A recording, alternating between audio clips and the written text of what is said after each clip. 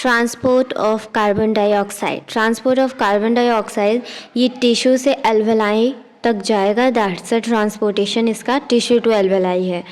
तो पहले तो डिज़ोल्व फॉर्म विथ प्लाज्मा के साथ 7% जो है कार्बन डाइऑक्साइड जो है ट्रांसपोर्ट करेगा। क्यों ये ज़्यादा डिज़ोल्व हो रहा है? क्योंकि इसकी सॉल्युबिलिटी ऑक्सीजन से ज़्यादा है, इसी वजह से ये 7% डिज़ोल्व फॉर्म विथ प्लाज्मा के साथ ट्रांसपोर्ट करेगा। देन हीमोग्लोबिन में जो ग्लोबिन है, ग्लोबिन मीन्स अमाइनो एसिड, ये ग्लोबिन में हीमोग्लोबिन के हेम प्लस ग्लोबिन, ग्लोबिन से ये जुड़ेगा।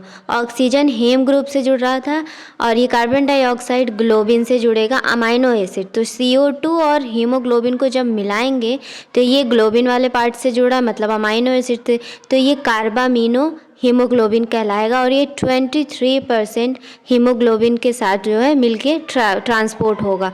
उसके बाद 7% तो डिज़ोल्व फॉर्म में प्लाज्मा के साथ हो गया, 23% हीमोग्लोबिन के साथ हो गया, मतलब 30% तो हो गया। अब जो 70% है इसका ट्रांसपोर्टेशन वो बाइकार्बोनेट्स के फॉर्म में होता है, मतलब कि कार्बन डाइऑक्साइड वाटर के साथ मिलके H2CO3 बना लेता है, मतलब कार्बन डाइऑक्साइड वाटर मिलके बाइकार्बोनेट बनके इसका ट्रांसपोर्टेशन होता है और एंजाइम के प्रेजेंस में, और उस एंजाइम का नाम है कार्बोनिक एनहाइड्रेस।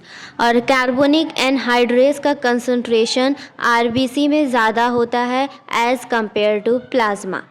ठीक है, प्लाज्मा से ज़्यादा RBC में होता है कार्बोनिक एनहाइड्रेस का कंसंट्रेशन। ओके, देन अब बात करते हैं टिश्यू से कार्बन डाइऑक्साइड निकला तो ये ब्लड वेसल में जब जाएगा तो 7% डिज़ोल्व फॉर्म विथ प्लाज्मा से ट्रांसपोर्ट हो जाएगा।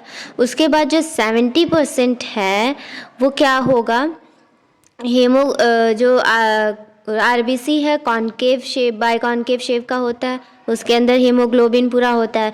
तो हीमोग्लोबिन के अंदर ये जब जाएगा तो कार्बन डाइऑक्साइड और ये वाटर मिलके बाइकार्बोनेट बन जाएगा। फिर बाइकार्बोनेट क्या है, फिर से टूटेगा और बनेगा H+HCO3 निगेटिव बाइकार्बोनेट बन जाएगा टूट के।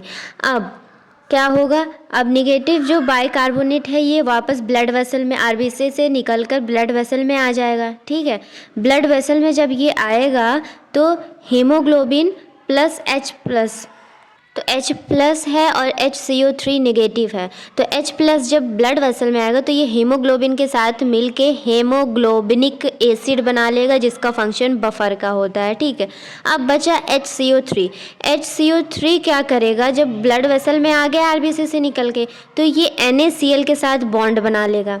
NaCl जो कि प्लाज्मा में है, अब वो भी प्लाज्मा में आ चुका है, तो NaCl के साथ जब ये जो है जुड़ जाएगा तो ये बनाएगा sodium bicarbonate NaHCO3 plus Cl negative, chloride ion भी बन जाएगा। अब क्योंकि ये निगेटिव था, अब RBC का भी निगेटिव का जो वो है तो हमें मेंटेन करना, तो chloride Cl negative chloride ion बनेगा तो हम उसको RBC के अंदर भेज देंगे जिसको बोलेंगे क्लोराइड शिफ्ट।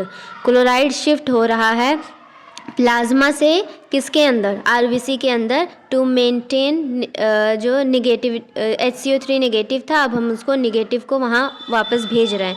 ठीक है, अब इसको हैमबर्गर फिनोमिना भी कहते हैं।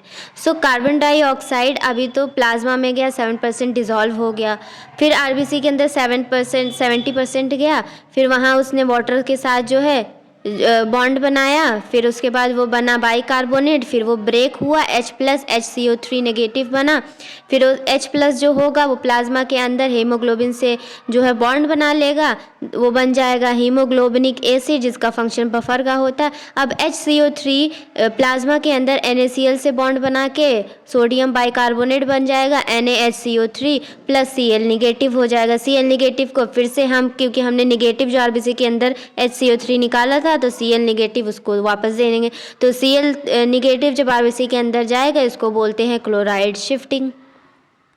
मुझे भी ये चीज़ समझने में बहुत टाइम लगा था। मैं आपको एक्सप्लेन कर दिया, आप दोबारा जब एक बार नहीं 2 बार पढ़ोगे तब आपको अच्छे से समझ में आएगा, ठीक है। अब हम कराएंगे कि अब टिश्यू से तो ब्लड में आ चुका है, अब ब्लड जो है उसको ट्रांसपोर्ट करेगा एल्वेलाई में कार्बन डाइऑक्साइड को, तब जाके वो बाहर निकलेगा। फिर जो होता है, क्या होता है, अब जो बाइकार्बोनेट है NaHC सोडियम बाइकार्बोनेट NaHCO3 वो क्या करेगा, वो फिर से क्या करेगा, फिर से वो ब्रेक होगा Na+ में सोडियम प्लस HCO3 बाइकार्बोनेट में, ठीक है। अब Na जो प्लस है वो किस में जाएगा, ये प्लाज्मा के अंदर रहेगा, और HCO3 नेगेटिव फिर से RBC के अंदर जाएगा। RBC के अंदर जाके ये हीमोग्लोबिन +H+ के साथ बॉन्ड बनाएगा और बनाएगा HHB, और Cl जब ये बॉन्ड बनेगा तो Cl नेगेटिव जो है वो बाहर निकाल जाएगा। Cl नेगेटिव फिर से प्लाज्मा के, अब HCO3 जब नेगेटिव अंदर जाएगा बॉन्ड बनाने तो Cl नेगेटिव को हमें बाहर निकालना पड़ेगा। Cl नेगेटिव हम प्लाज्मा के अंदर लाएंगे, that is reverse chloride shifting हो रही है।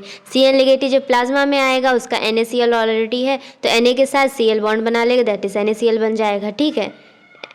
अब जब RBC के अंदर जब HCO3 नेगेटिव पहुंच चुका है तो फिर क्या होगा, वो कार्बन फर्दर जो है ये टूट जाएगा किस में, HCO3 negative carbon dioxide plus water में फिर से टूट जाएगा H के साथ, H+ अगर हम इसके साथ ज्वाइंट करेंगे, ठीक है। जो हमने पहले बनाया था उसी को तोड़ रहे हैं बेसिकली, तो कार्बन डाइऑक्साइड और वाटर हमें अलग कर लिया। तो अब ये जो NaHCO3 जो कि प्लाज्मा में प्रेजेंट था, जो हमने अभी बनाया है टिश्यू से उसमें ब्लड में आया है, तो NaHCO3 प्लाज्मा में था, वहाँ से लेकर ये जितना कार्बन डाइऑक्साइड अब बन चुका है इसको बोलते हैं होल्डेन इफेक्ट, जिसमें reaction NaHCO3 basically carbon dioxide में चेंज हो रहा है। पहले हमने कार्बन डाइऑक्साइड को NaHCO3 में चेंज किया है, टिश्यू में कार्बन डाइऑक्साइड था उसको हमने NaOH बाइकार्बोनेट बनाया, फिर बाइकार्बोनेट को हम फिर से कार्बन डाइऑक्साइड में चेंज कर रहे हैं, दैट इज़ होल्डेन इफेक्ट, ठीक है। अब हमने अब क्या है, कार्बन डाइऑक्साइड एल्वेलाई से बाहर निकल जाएगा, ठीक है। अब 2 टाइप के इफेक्ट पिछली वीडियो में मैंने बताया था ना, बोहर इफेक्ट, डिसोसिएशन इफेक्ट को बोहर इफेक्ट बोलते हैं। बोहर इफेक्ट जो कि वो टिश्यू के पास हो रहा था, ठीक है। बोहर इफेक्ट मतलब डिसोसिएशन इफेक्ट, उसमें क्या था, कार्बन डाइऑक्साइड का कंसंट्रेशन जो है वो ज़्यादा था, पार्शियल प्रेशर CO2 का ज़्यादा था और ऑक्सीजन का कम था बोहर इफेक्ट में। अब ये जो होल्डन इफेक्ट है इसमें क्या है, ये एल्वेलाई के पास हो रहा है। एल्वेलाई मतलब कि ऑक्सीजन का पार्शियल प्रेशर ज़्यादा होगा, कार्बन डाइऑक्साइड का पार्शियल प्रेशर कम होगा, ठीक है। अब क्या है कि जो ऑक्सीजन था वो 5 ml पर 100 ml ऑफ ब्लड में प्रेजेंट होता है, ऑक्सीजन 5 ml पर 100 ml, ठीक है। अब ये क्या है, कार्बन डाइऑक्साइड कितना होता है, every 100 ml of deoxygenated blood में 100 ml में 4 ml ऑफ कार्बन डाइऑक्साइड जो है ट्रांसपोर्ट होता है एल्वेलाई को, ठीक है। हाँ, deoxygenated blood 4 ml carbon dioxide alveoli को देता है। So that's all about a transport of carbon dioxide. इसकी पिछली वीडियो में मैं ट्रांसपोर्ट ऑफ ऑक्सीजन मैंने बता दिया था। आपको वीडियो ना समझ में आए, जैसे क्लियरली मैंने एक्सप्लेन किया है अपने हिसाब से, जो जैसे मैं सिंपल वर्ड्स में समझा सकती थी। अगर आपको लगता है आपको कुछ चीज़ें समझ में नहीं है तो फिर से आप दोबारा सुनेंगे, सो आपको ज़रूर समझ में आएगा क्योंकि मैंने बहुत सिंपली तरीके से सब कुछ कवर किया है। सो मेरे मेहनत को ज़रूर सपोर्ट कीजिए। मैंने बहुत सारी वीडियोस में ये जो चैप्टर मैंने स्टार्ट किया इसमें नहीं बोला है, बट इस वीडियो में मैं बोल रही बिकॉज मैंने मेहनत बहुत करनी होती है। मेरे ना तो सब्सक्राइबर, मुझे कोई सपोर्ट ही नहीं कर रहा है, बहुत कम सब्सक्राइबर है। इतनी वीडियोस के बाद भी 50+ वीडियोस मैं डाल चुकी हूँ, मेरे बहुत कम सब्सक्राइबर है। सो प्लीज़ अगर आपको पसंद आ रही तो प्लीज़ मेरे चैनल को सपोर्ट करें, मेरी मेहनत को सपोर्ट करें। And thanks for watching my video. आपका एक लाइक, एक कमेंट, एक शेयर, एक सब्सक्राइब मेरे लिए बहुत मायने करता है। So please do it. Thanks for watching.